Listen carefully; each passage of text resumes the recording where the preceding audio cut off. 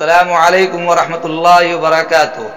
محترم سامعین و ناظرین، آج کی ویڈیو کا عنوان ہے کن لوگوں کو سلام کرنا منع ہے اور کن صورتوں میں سلام کرنا درست نہیں۔ مطلب کن لوگوں کو سلام کر سکتے ہیں اور کن لوگوں کو سلام نہیں کرنا چاہیے، کب سلام کرنا چاہیے اور کن مقامات پر اور کن حالتوں میں سلام نہیں کرنا چاہیے۔ دوستو، سلام کرنا اسلامی شعائر میں سے ہے اور سلام میں سبقت کرنا بہترین عمل ہے، لیکن کن صورتوں اور کن مقامات پر کب کب سلام کرنا جائز نہیں ہے، آج اسی کنفیوژن کو دور کرنے کی کوشش کروں گا۔ آپ اخیر تک اس ویڈیو کو دیکھیے، سنیے اور صدقہ جاریہ سمجھ کر دوسروں کو بھی شیئر کرنے کی کوشش کیجیے۔ سامعین، کن مواقع اور کن لوگوں کو سلام نہ کیا جائے؟ فقہائے کرام اور شارحین حدیث و علماء کرام نے تفصیل سے اس گتھی کو سلجھایا اور کنفیوژن کو دور کیا ہے۔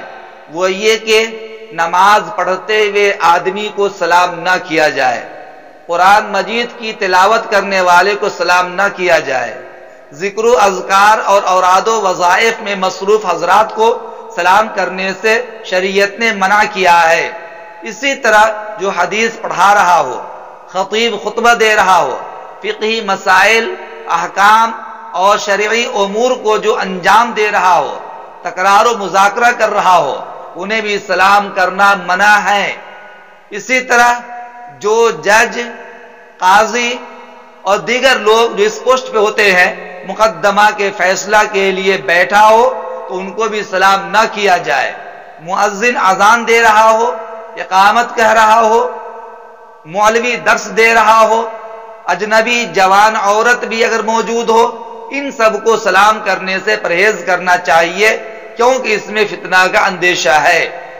اسی طرح جو شطرنج کھیل رہا ہو، تاش پتے کھیل رہا ہو، اس کو بھی سلام کرنے سے گریز کیا جائے۔ بد مزاج آدمی کو سلام کرنے سے پرہیز کیا جائے۔ جوا کھیلنے والے کو سلام کرنے سے پرہیز کیا جائے۔ اسی طرح جو اوباش لوگ ہوں ان کو بھی سلام کرنے سے پرہیز کیا جائے۔ جو شخص کھانے میں مشغول ہو اس کو بھی سلام نہ کیا جائے۔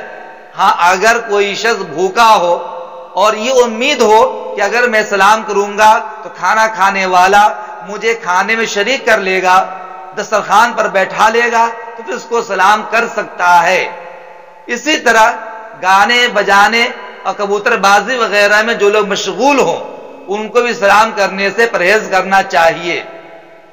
درر مختار جلد نمبر 2 صفحہ نمبر 273 پر یہ تمام تفصیلات مذکور ہیں۔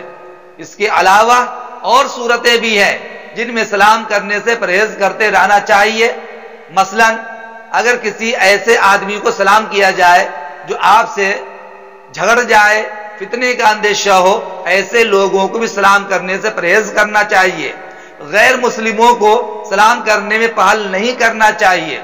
اسی طرح جھوٹ بولنے والے، دغا بازی کرنے والے، مکاری کرنے والے، عالم علماء پہ زیادتی کرنے والے، شراب پینے والے اور گندی حرکت کرنے والے جو لوگ ہیں جن کی عادت اور فطرت بہت معروف ہے، ایسے لوگوں کو بھی سلام کرنے سے گریز کرنا چاہیے، احتراز کرنا چاہیے۔ جو لوگ فضول کاموں میں، لغویات وغیرہ میں مصروف ہوں ان کو بھی سلام کرنے سے پرہیز کرنا چاہیے۔ اسی طرح ناچ گانے والے، ڈانس کرنے والے لوگوں کو بھی سلام کرنے سے پرہیز کرنا چاہیے۔ جو آدمی بازار میں عورتوں کو تاک جھانک کر رہا ہو، جو آدمی ایک دوسرے کی عزت اتارنے پہ لگا ہوا ہو، جو آدمی کسی کی آبرو پہ حرف ڈالتا ہو، ایسے کو بھی سلام کرنے سے پرہیز کرنا چاہیے۔ حاصل کلام یہ نکلا کہ اچھے کام میں جو لوگ مشغول ہوں ان کو بھی سلام نہیں کرنا چاہیے تاکہ ان کے کام میں دخل نہ ہو، اور جو برے کام میں لگے ہوئے ہوں ان کو بھی سلام کرنے سے پرہیز کرنا چاہیے تاکہ ان کی شان، ان کی عظمت ان کو سمجھ میں نہ آ سکے کہ مجھے سلام کر کے میری شان کو بڑھایا گیا۔ یہ سلام اس سے کرنے سے پرہیز کرتے رہنا چاہیے۔ اسی طرح جو آدمی پیشاب پخانہ وغیرہ کے لیے بیٹھا ہوا ہو، استنجا کے لیے بیٹھا ہوا ہو، اس کو بھی سلام وغیرہ کرنے سے بچتے رہنا چاہیے۔